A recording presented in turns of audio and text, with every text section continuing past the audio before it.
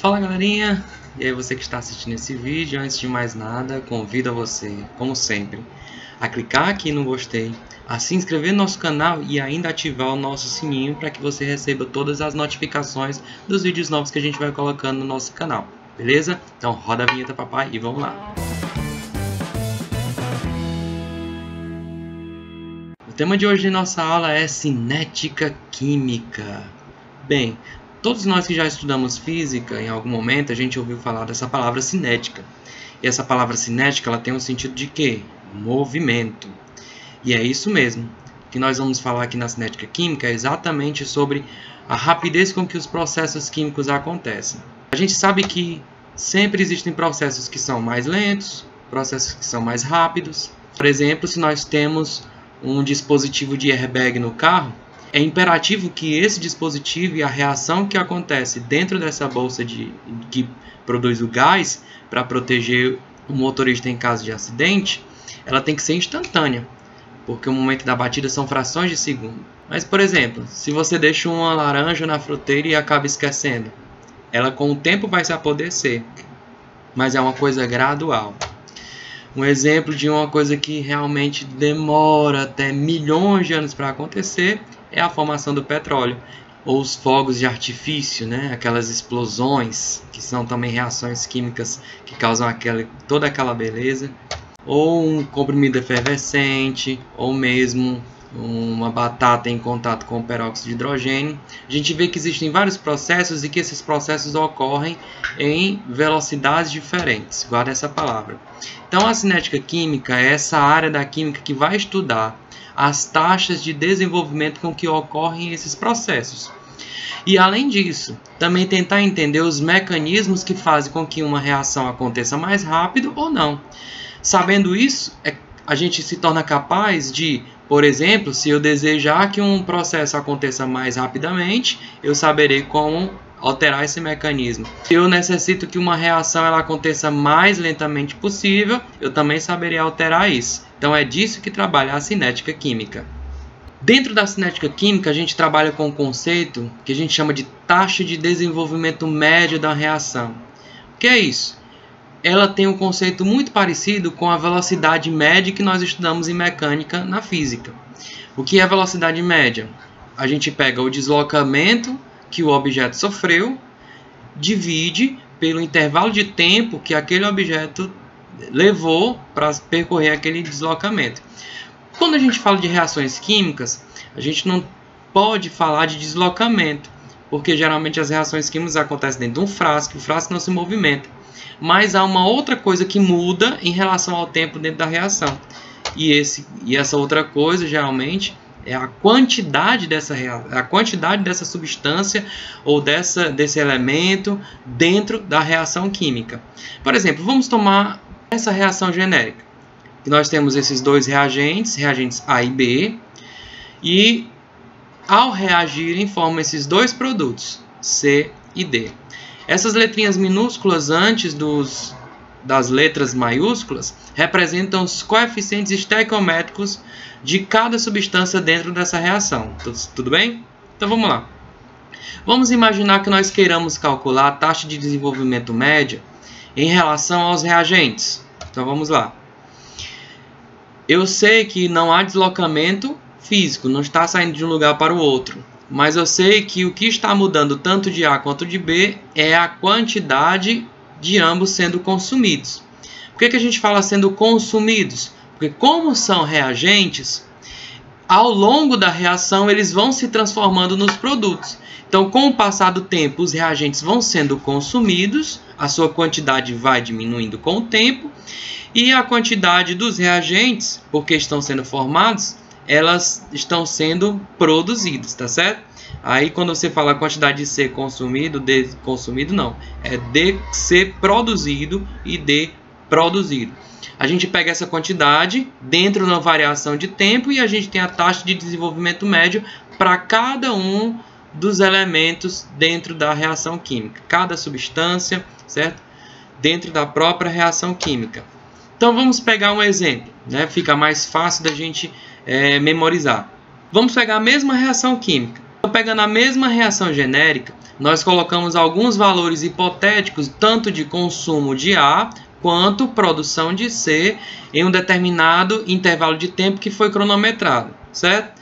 Então, nós obtivemos essa tabela aqui abaixo. Em tempo, que a gente está vendo aí que está sendo marcado em minutos, em tempo 0 minutos, ou seja, quem ainda não começou a reação, eu tinha uma quantidade de 8,5 mol por litro de concentração de A. E olha que interessante, qual era a concentração de C em T igual a 0, ou seja, antes do início da reação? 0.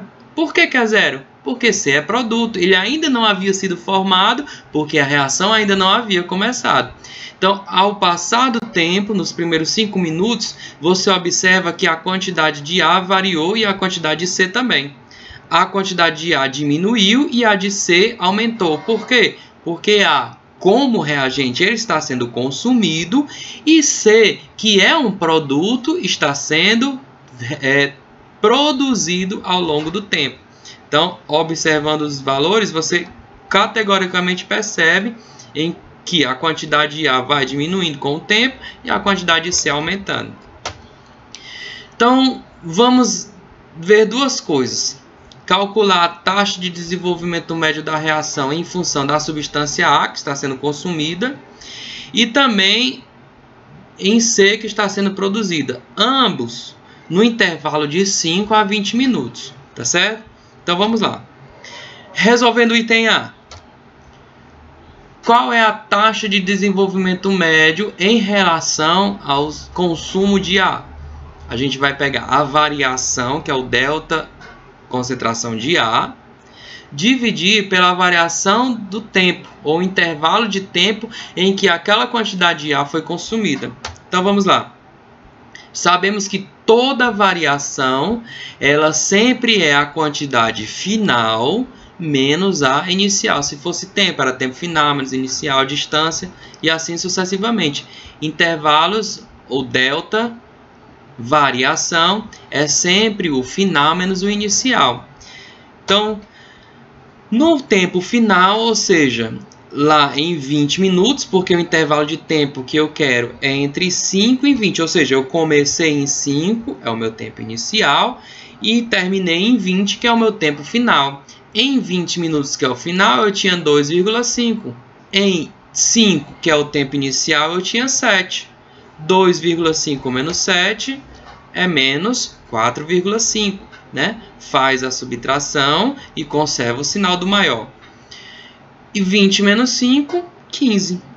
Fazendo essa divisão, nós obtemos a quantidade de menos 0,3 mol por litro por minuto. O que isso significa fisicamente falando? Significa que a cada minuto que se passou nessa reação, 0,3 mol por litro de A vai diminuindo. Certo? Agora vamos realizar o cálculo da opção B, que é a taxa de desenvolvimento médio de produção da substância C.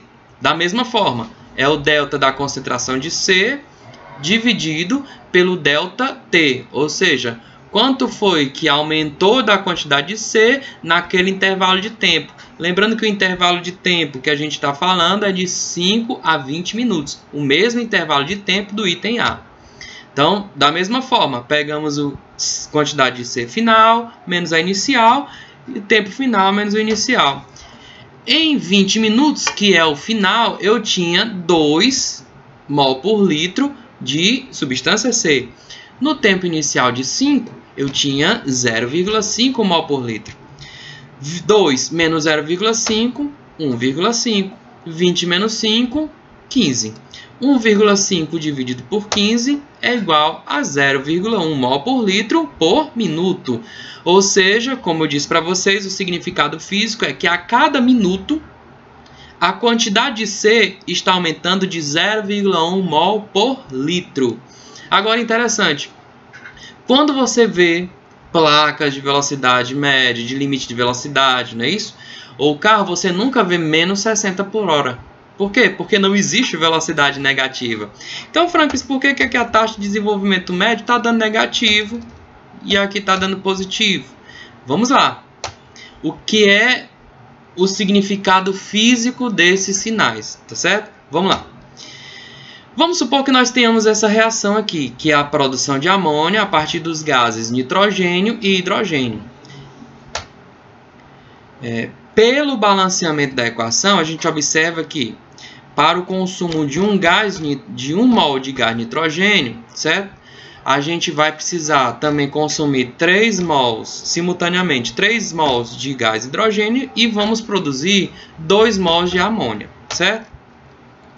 Então, quando nós vamos falar sobre a taxa de desenvolvimento médio da reação, a gente tem que sempre usar o módulo da taxa de desenvolvimento tanto de consumo dos reagentes como da formação dos produtos, levando sempre em consideração o coeficiente dessas substâncias dentro da equação. Quando nós aplicamos o módulo, a gente observa que o que vai ser levado em conta, como todo módulo, não é o sinal, mas o número absoluto daquele algarismo. Então, por exemplo, mesmo que lá a gente visse a velocidade no item A de menos 0,3 mol por litro por minuto, se nós aplicarmos o módulo, nós vamos levar em consideração apenas a quantidade absoluta, que é 0,3. Então, por que surge aquele negativo e aquele positivo? Justamente para indicar que há um consumo, no caso dos reagentes, por isso que fica negativo, porque a quantidade, como está diminuindo, ao pegar o final, que é um número menor que o inicial, a diferença vai dar negativa. Isso só está indicando que aquela substância está sendo consumida, tá certo? E o positivo é porque aquela substância está sendo produzida. Então, no momento em que nós colocamos os coeficientes dentro do módulo, a gente consegue saber a velocidade de qualquer substância dentro daquela reação química, certo? Basta apenas a gente descobrir uma. Vamos ver, ó. Vamos pegar esse exemplo aqui. Num determinado meio onde ocorre a reação, que é do pentóxido de nitrogênio, ele se decompondo em tetróxido de nitrogênio mais oxigênio, observou-se a seguinte variação na concentração do pentóxido em função do tempo. Então, vamos ver essa tabelinha. A gente está vendo que a quantidade de pentóxido de nitrogênio está sendo dada em mol por litro. E a gente observa pentóxido de nitrogênio, ele é o reagente da reação. Logo, a quantidade dele está diminuindo. Então, a gente já supõe que a velocidade dele vai dar negativo ou positivo? Vai dar negativo. Por quê? Porque esse sinal negativo indica que ele está sendo consumido, ou seja, ele está se decompondo em tetróxido e oxigênio. O tempo aqui foi marcado em segundos, como você pode ver na tabela. De 0, 180, 300, 540 e 840 segundos são os marcos que foram coletados os dados. Então, o que ele está pedindo? Que a gente calcule a taxa de desenvolvimento médio dessa reação no intervalo de 3 a 5 minutos. Olha só, a tabela deu em segundos, mas o intervalo de tempo que ele quer que a gente calcule a velocidade é dado em minutos. Então, a primeira coisa que a gente tem que fazer é o quê? Converter minutos para segundos, ou, como no caso, de segundos para minutos. Nós sabemos que 1 minuto ele equivale a 60 segundos. E se eu quero saber do intervalo de 3 a 5 minutos, então vamos ver quantos segundos são, ou valem, 3 minutos, e quantos segundos valem 5 minutos, para que eu possa observar na tabela. Bem, se 1 minuto são 60 segundos, 3 minutos são 3 vezes esse valor, que vai dar 180 segundos, não é isso? 3 vezes 60, 180. 5 minutos são 5 vezes os 60 segundos, que vão dar 300 segundos, certo? Então, a gente precisa olhar na tabela os intervalos em 180 segundos, que é o meu intervalo, o meu tempo inicial, e o meu tempo final, 300 segundos. Então, vamos lá. Eu sei que a taxa de desenvolvimento médio do pentóxido de nitrogênio é a variação da concentração dele, o módulo, sempre lembrando ele que o módulo Porque eu já sei que como ele é reagente, a velocidade vai dar negativa, mas não existe velocidade negativa, né? Então, vamos colocar dentro do módulo. Então, a variação da quantidade da concentração de pentóxido de nitrogênio dividido pela variação do tempo vezes o coeficiente do pentóxido, que no caso, na reação, é 1 mol. Então, vai ficar em 5 minutos, é 0,180 menos 0,200, que é a quantidade em 3 minutos. Vamos lá. A variação fica menos 0,02 dividido por 2.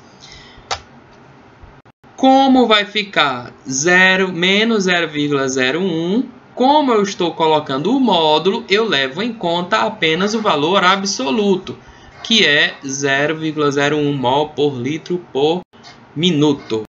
Tudo bem? Se eu quiser saber a quantidade de cada um dos outros, é só eu pegar isso e realizar a proporção com os respectivos números de mol. Vamos fazer uma pequena análise gráfica do que significa essa cinética química das reações, e é algo que é interessante. Aqui nós temos a formação do iodeto de hidrogênio, ou ácido iodídrico. Eu tenho o gás hidrogênio mais gás iodo, formando 2 mols de ácido iodídrico. Nós observamos que quando nós colocamos numa tabela, as quantidades tanto de hidrogênio quanto de iodo vão diminuindo. Por que isso? Porque eles são os reagentes. Eles vão diminuir com o tempo. E o ácido iodídrico, ele vai aumentando. Por quê? Porque ele é o produto, ele está sendo formado, certo? Se eu colocar isso numa tabela, eu claramente consigo observar que a quantidade dos reagentes ao longo do tempo diminui, enquanto a dos produtos aumenta.